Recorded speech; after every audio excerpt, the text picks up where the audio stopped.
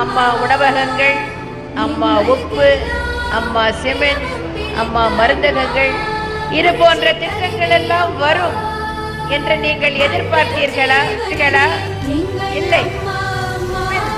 இந்த திட்டங்கள் எல்லாம் எப்படி வந்தன?